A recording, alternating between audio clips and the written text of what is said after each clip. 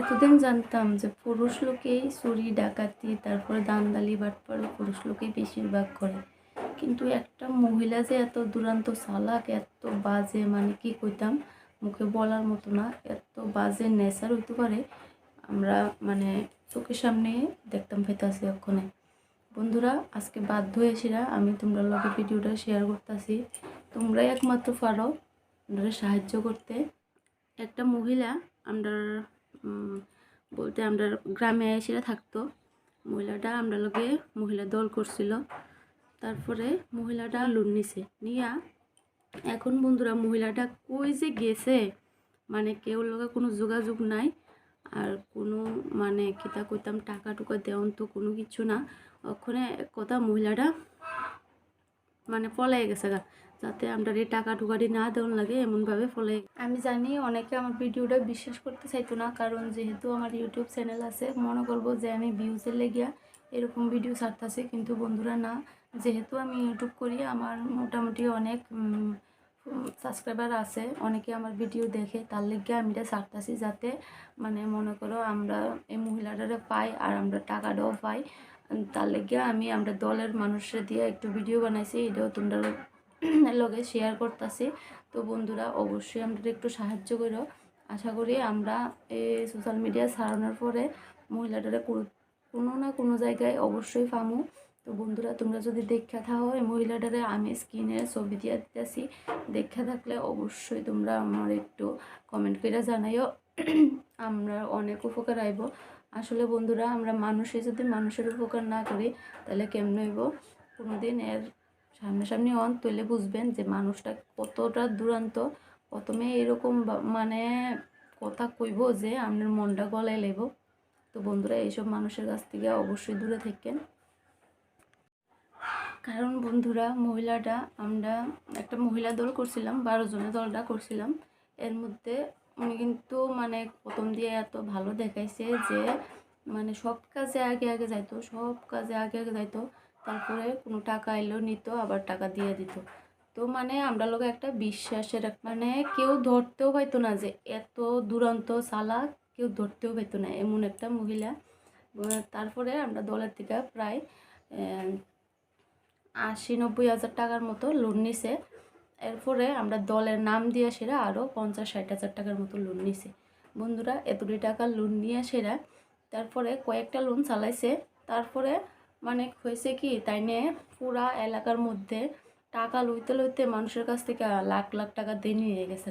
তারপরে সবাই যখন চাপ দিছে তাই নিয়ে আমরা টাকাটাও না দিয়ে সেটা এখন বাগছে, মানে বলতে গেলে মানে যাতে টাকাটা না দেওয়া লাগে এমনভাবে গেছে গা। আর তার স্বামী আসিল, একটা মেয়ে আসিল। স্বামী আমার কাছে শুনাইছে স্বামী নাকি চেন্নাই গেছে গা কাজ করার লাগিয়া। তারপরে মেয়েটারে কিতা করছে নবোদয় দিয়ে লাইছে। তাইলে তো মনে করেন নিজে একলা মানুষ যেদিকে খুশি সেদিকে যাইতে পারবো। আর তাই কিতা করছে মানে এলাকার মধ্যে বা বলতে কিতা কইতাম একজনের লগে এত ভালো সম্পর্ক বানাইছে, বানায় সেটা হেরে দিয়েও টাকা লইছে। এমন অনেক মহিলারা এই এই মহিলার শিকার হয়েছে যে মানে এত সম্পর্ক দেখাইয়া বিপদ মানে কত কিছু কইয়া সেরা একজনের যদি তোমার কাছে যায় সেটা বিপদের কথা মানে কেমনে বুলাইলে তো বন্ধুরা তোমরা নিজেও বুঝতা না। তারপরে এতটি মহিলার থেকে টাকা নিছে, তারার নাম দিয়ে টাকা নিছে। এখন বন্ধুরা তাই নিচে গেছে গা, তাইনের টাকাটা কিন্তু ওই মহিলারা দেওয়ান লাগতেছে। আর বাড়ির মধ্যে অনেক অশান্তি যাইতেছে, কারণ একজনের টাকা আরেকজন দিলে তো অশান্তি তো যাইবই। আর বন্ধুরা হয়েছে আমরা দলের কথা, আমরা দলের থেকেও এমন টাকাটা নিয়ে আসিরা তাই না গেছে গা।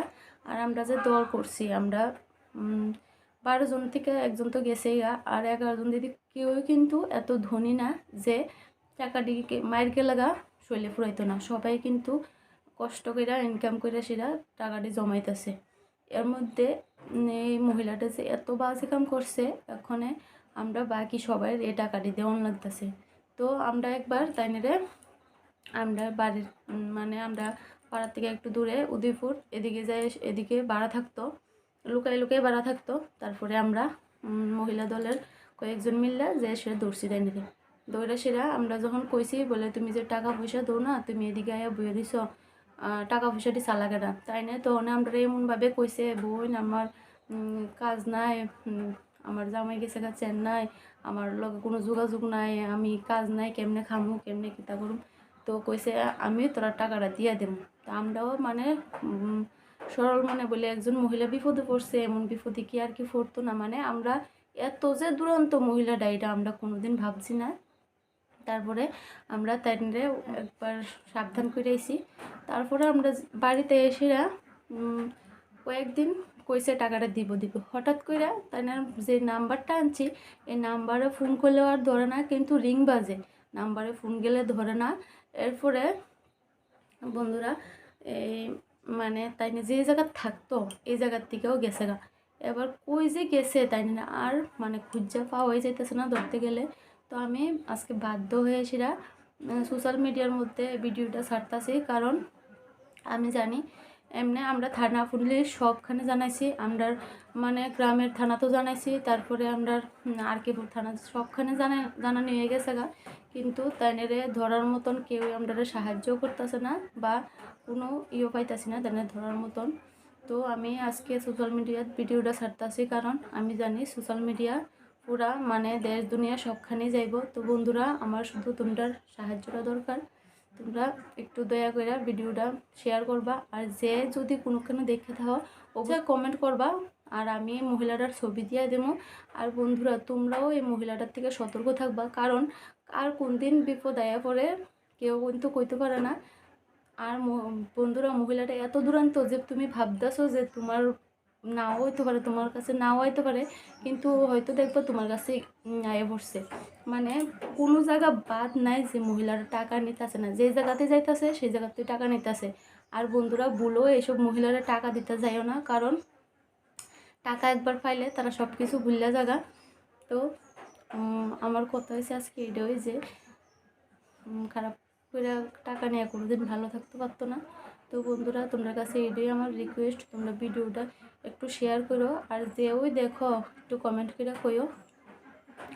আর বুঝতে তো আসো আমরা দলটা অনেক মানে অসহায় হয়ে গেছে গা, এতটি টাকা চালার কি বাড়ির কাছে কথা। যদি এর মধ্যে কেউ যদি ধনী থাকতো তাইলে মনে করো এত টাকা গেছে যাক মায়ের গেছে গা, কোনো এত সমস্যা নেই। কিন্তু বন্ধুরা এত লোকের টাকা মাইরা খাইছে মহিলাটা, মানে কি কইতাম মহিলাটার মানে দেখলে হয়তো মানুষে ফিরতে মেরে লাগবে, এমন কাজ করে গেছে। তো বন্ধুরা তোমরা একটু সচেতন থাকো আর আমার ভিডিওটা শেয়ার করো। এলাকার মধ্যে 8-10 লাখ টাকাও হ্যাঁ লইয়া এই গ্রামের থেকে পলাতক হয়েছে, কিন্তু সব গ্রামের মধ্যে সব টাকা দই না আনা দই না সবাই হারে খোঁজাখুঁজি করতেছে। আমরা 11 জন দিদি অনেক বেহাল অবস্থা হয়ে দিলাম, কিন্তু আমরা পঞ্চায়েতে বা উদয়পুরের থানা পিপড়ার থানা সবখানে আমরা ডকুমেন্ট দিয়ে দিছি, অ্যাপ্লিকেশনও দিলাম। দেওয়ার পরও আমরা ওখানে হ্যাঁ কোনো খোঁজ খবর পাইতেছি না। ওখানে যে আমরা কি করতাম আমরা এই কোনো চিন্তা ভাবনা করে